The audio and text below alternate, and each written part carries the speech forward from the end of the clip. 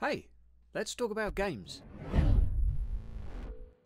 Hello my friend, it's Hydra here, welcome back. Today I want to go through a little bit of nostalgia with you. I want to bring up some old footage of Martyr here on the right. Yes, this is going to be another side-by-side comparison. I know it gives you a little bit of a headache, me too, but I honestly feel like it's the best way to actually look at these two game states and give them a little comparison. Now, what we're looking at here is the demo version a couple of months ago that was taken and toured around with their sort of press tour. On the left-hand side and on the right-hand side, we've got the day one, or close enough to, alpha footage. Now, full disclosure, I have to say that the footage on the right was recorded with a previous rig. There were some real optimization issues.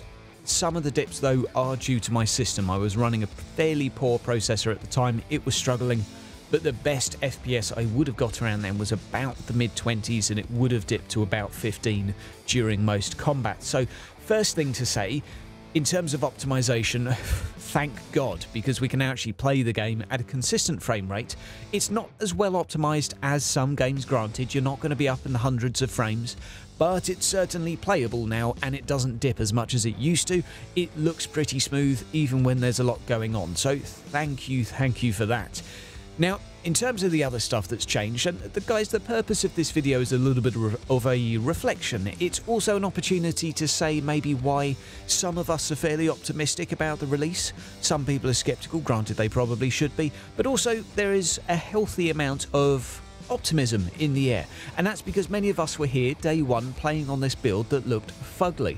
Look at these maps. Now, first, granted, there was no lighting sort of implementation at all, and you can really tell this. There are some shadows, but there's no real shaders being applied, and that's something that's slowly, gradually been built up over each milestone, and we know that there's another lighting effect change due in the final developer version of the game, which we're all looking forward to, because with every single lighting change, the game has just looked a lot better. We finally had a little bit of anti-aliasing improved and implemented as well on the left. On the right, there is none whatsoever, but that, I believe, is still a work in progress, and we will see changes up until the final version. So what else has changed, Hydra? Well, looking at the map, it's pretty clear.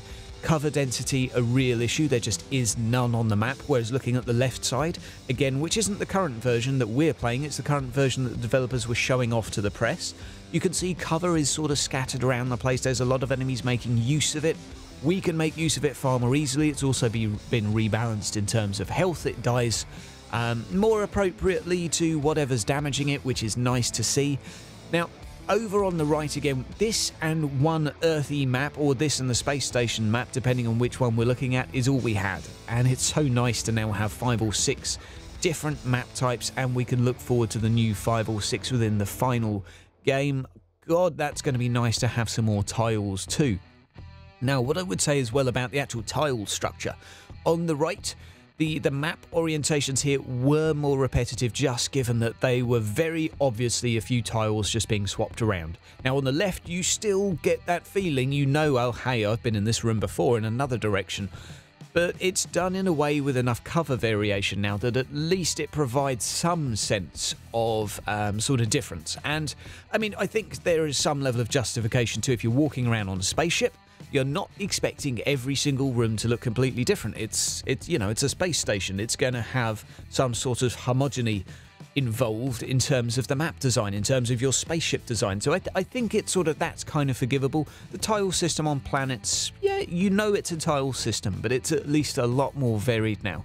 In terms of enemies too, enemy behavior, enemy AI, enemy health balance as well, that's all had a huge amount of changes. We've obviously have the Rebel Guard, the Black Legion implemented a lot of new enemy types. We've had some bosses implemented, they're due a big change. Right now they're just like a giant fat mob that does a couple of extra skills, not particularly exciting to kill. But enemy AI behavior, health in particular, really changed quite a lot. The Chaos Space Marines now have a fair bit more health than they used to.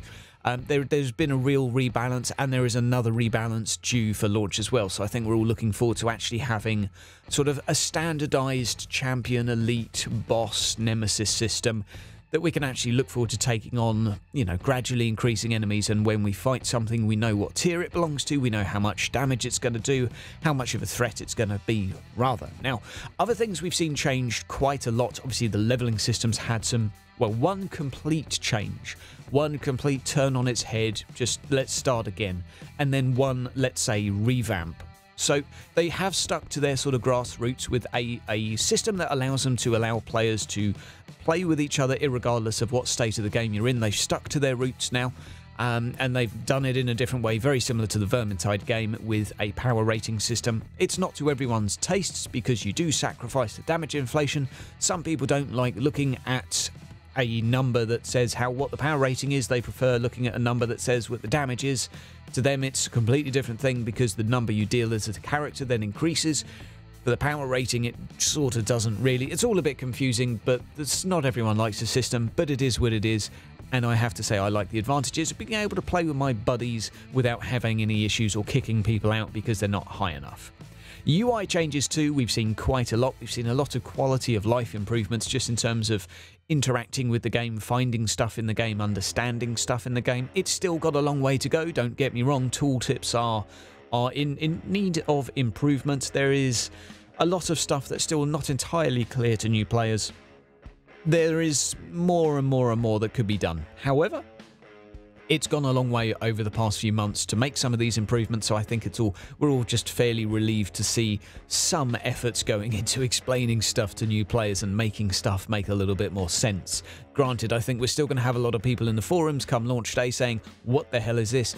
That's what the Hydra guides are going to be there for. Day 1, hopefully. Well, let's be honest, I don't get access to the day early, so day 5. Day 5. I'm not committing to that number now, though. Now, guys, I'm not going to rant about every small thing that's changed, but I wanted to give you guys an opportunity to basically have a little look side by side and see what's happened over the past year and a bit. And over the past few months, we've seen, yes, the psych has been implemented. Yes, they've been sort of tweaking and twiddling with some other things. But what we know over the past 2 years is they have been working on stuff that we don't have access to now. We don't know how much stuff that is, but even, let's say, 1 year ago, pretty much around this time of the year, we saw our first Dark Elder unit within a GIF. We know that those models were done back then. Obviously, we know that the Knight is coming out too. We've seen some footage of that. Yes, it's unoptimized. The FPS is incredibly janky in that, much like the FPS on the video on the right hand side, clearly, because it's not had the optimization done yet. But we know the developers have stuff that they've not given to us. Over the next few weeks, we should be hearing and seeing, hopefully, some of it, guys, in the developer streams, fingers crossed. But hopefully this gives you a little bit of optimism, because if they've done this much in the Steam version over this length of time, I'm really hopeful that there's some other stuff too that's going to basically carry this game forward and make it comparable to other titles. I completely accept right now the Steam version is a limited slice of a game, very, very limited in terms of feature quantity, but I think it's all safe to say that we've got our fingers crossed right now to say these other features we need, the quote-unquote end game, the sort of finalized crafting, item variation, all of these things, they've been promised to us. We just have to hope that they deliver. Guys, I hope you've enjoyed the video, hope it's been interesting for you, and let me know what else you'd like to see in the following weeks up until release. Have yourself a great Easter, guys. All the best.